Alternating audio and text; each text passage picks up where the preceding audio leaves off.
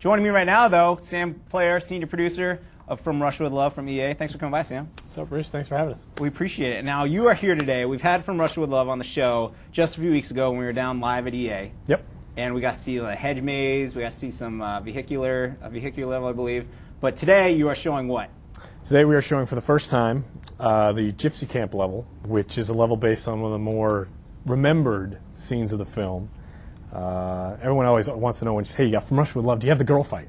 That's pretty much all everybody wants to know. And so I say, we've got it. It's here today. First time we're showing it, so happy to bring it to you. Nice. Now, you brought some footage with you. Now, while we're queuing that up, if you could, for people who haven't seen From Russia with Love or maybe missed our earlier show, what can you tell us about the game, about the movie? It's a Sean Connery movie. Absolutely. First of all, Absolutely. obviously. First video game ever with the venerable Sir Sean Connery as the star, as James Bond for the first time, and couldn't be happier to have Connery in it. Obviously, he's the first Bond, he's the classic Bond, he's everything that Bond really embodies, and the funny story is his grandkids talked him into doing the thing. I mean, really? You know, you're Sean Connery, right? You live in the Bahamas, and you don't. You do a movie whenever you really feel like it. You have a solid gold house and a rocket car. Things are good if you're Sean Connery, and so he doesn't have to do something like this. But his grandkids said, you know what?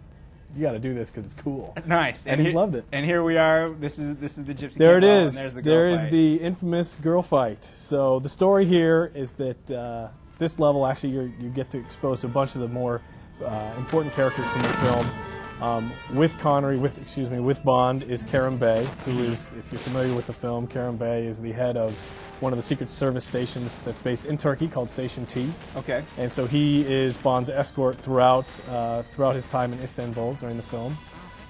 They have gone to this gypsy camp where Bond is going to be hiding out from a Bulgarian agent named Krylenko, who is basically after him, working with the KGB. And so the story is here, they've gone to the gypsy camp, and Krylenko's men have ambushed them. And this is where an example of from the film, the story is there is a gunfight here with Krylenko's men, and we've sort of taken it and built in new objectives that you as Bond will get to play, sort of leading into playing into our director's cut theme. Nice. Where we are expanding on the movie and building gameplay that would be fun for today's game player into the scenes. Because one of the best parts of having this as a video game is now you get to just kill that many more dudes that Absolutely. James Bond didn't get to because he had time constraints. Well, Bond isn't the Bond in the film. He doesn't kill people gratuitously. He actually doesn't even kill people. He injures them. He's very tactful in the way he takes on his enemies. Connery himself was a much more physical Bond. A lot more brawling, a lot more wrestling moves where you take out his opponents, and it's not all about just running through areas and mowing them down with gunplay. But in video games, they're shooting. We're a third-person shooter. We've got a litany of weapons that makes it for some happy third-person shooting fun. And there are some things that have to be blown up. Absolutely, there's destruction that must occur, mayhem must ensue for you to progress. So this first objective here is. Bond is the gypsy camp is overrun with these Bulgarian soldiers. The key weapon here is that guy on this the back of the truck firing this turret machine gun that basically is laying down a suppressing fire all over the camp. You got to take him out, otherwise you're pretty much doomed. He's shooting at you. He's shooting at your partner, Karam. So his health is the bar that we were seeing on the top of the screen. The top of the screen is the bar for the turret. So we've just taken him out. So Nice. we get the message that says that objective succeeded. We roll another cinematic where you get instructions from Karam for your next objective. This one is the Bulgarian soldiers have taken some of the hostages. In this case, they are some of the women from the camp are being held captive. Who would normally be fighting. Oh, of course, with each other. With each other, if you remember the film. So now the idea is you've got to go find these hostages that are being guarded by the Bulgarian soldiers.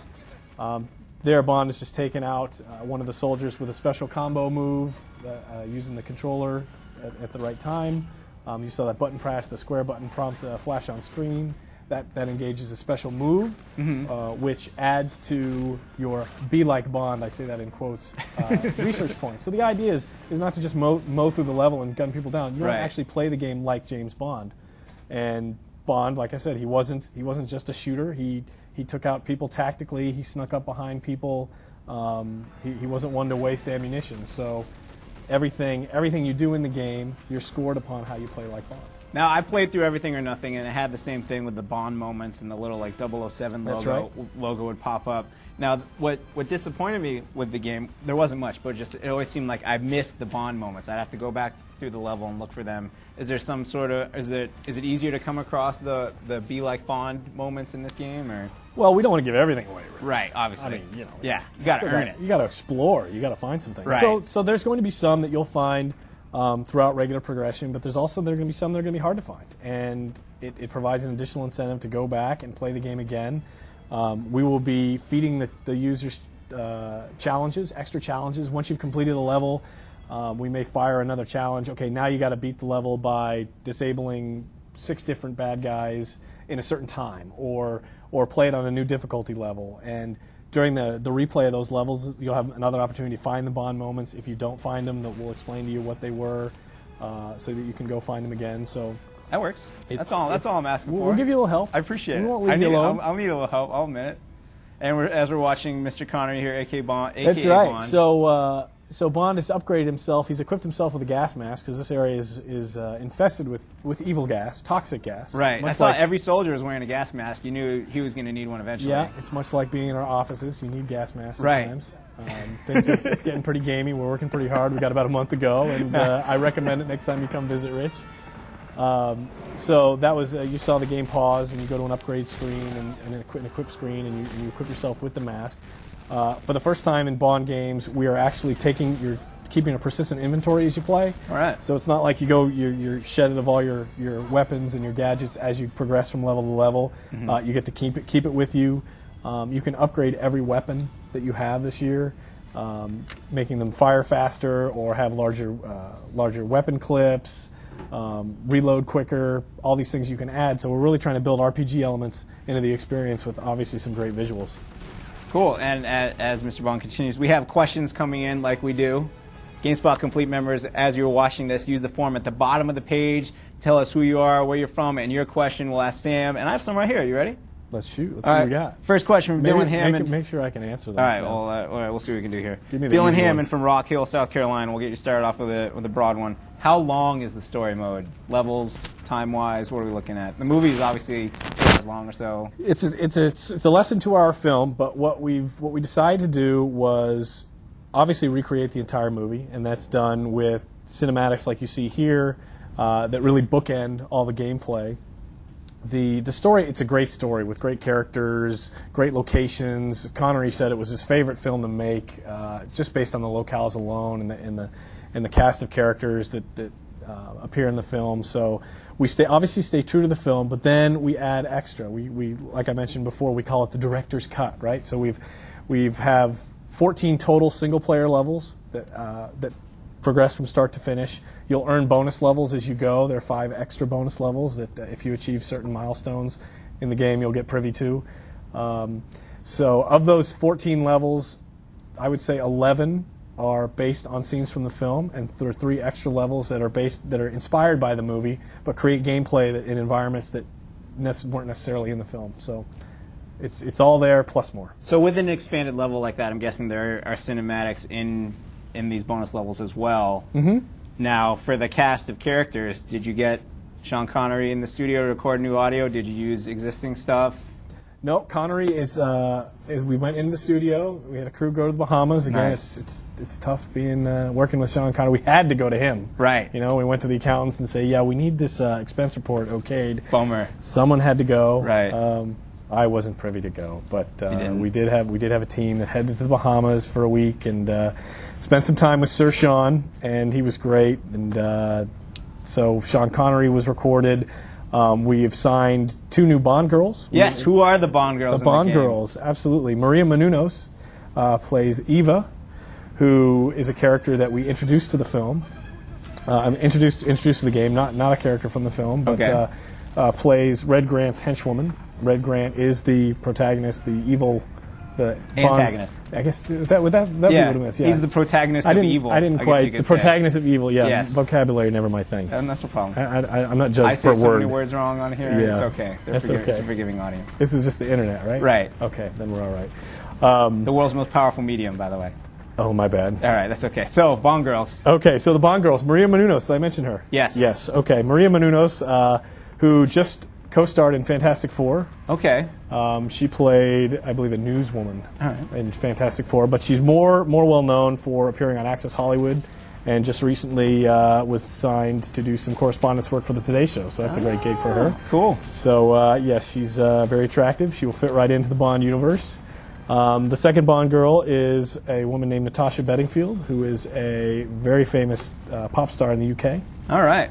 So she plays the Prime Minister's daughter, who you'll meet in the first level of the game, a level inspired by the City of London and the House of Parliament, which is one of the director's cut levels to the game. Nice. So she shows up, and they both lended their voices and did some acting for the opening credit sequence of the game, and we're really thrilled to have both of them. We're getting a lot of questions in here right now. More There's questions. one from Alexander Knight in Van Nuys and another one from Bob Yoler in Maryland. Guns and vehicles. How many? What can you look forward to driving? Many, absolutely. Guns, I would say 10 to 11 guns. Basically, plenty for bullet mayhem, bazookas, rifles, shotguns.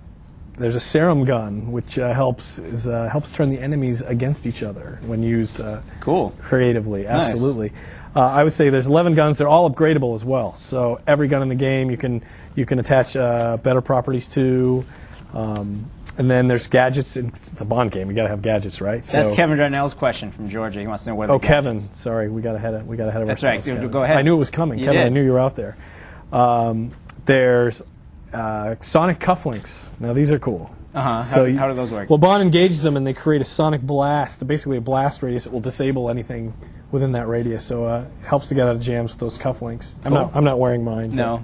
But they wouldn't let me through security. That's right. Maybe when you get some extra pairs lying around, you can send them here. We'll get them on the show. That'd be good. You keep putting us on the show. We're getting it going. The Q-copter.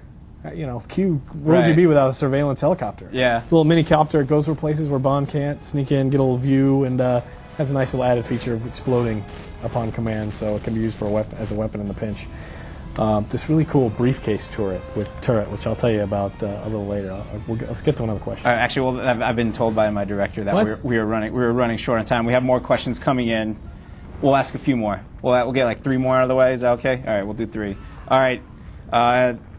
This is a question in from New Jersey. I love the style and energy of the 1960s film. Can you talk about the art direction for a game like this compared to something like a GoldenEye? Oh, this is a project that was made for art direction. I mean, the locales, the city of Istanbul, the Orient Express, the city of Venice. I mean, it's basically an art director's dream to create all these new, or actually old. I mean, you're going back in time to the 1960s. It's not something that you typically see in an action game of the 21st century. Just going back and looking at all the old reference material, the film, it's rife with just beautiful artwork that we were happy to recreate. So it was going retro, if you will, was just a great move for our company to do this. Cool. The game looks great. And we'll do the last question right here. Peter Jones from Earlstown in the UK. He wants to know, we've talked about it a few times, how faithful exactly is the game to the original movie? You said you've added a Bond girl or 2. That's not going to take anything away from someone who's a fan of the movie. No. I mean, it's like I said, it's such a great story, and we went to painstaking detail to recreate all the scenes of the movie. You're gonna see it play out for you with 3D animation right before your eyes. It's better than the film. You get to experience it yourself, and to take Connery around these worlds is just a treat for gamers that they're gonna love. And we stayed as faithful as we could to the movie. It's a great experience. Great. Well, Sam, thanks for coming by. When's the game coming out? Absolutely. What platforms? November. It's on PS2. It's on Xbox. It's on GameCube. Nice. So everyone can get it. That's right. Just in time for the holidays. Well, thanks for coming by, Sam.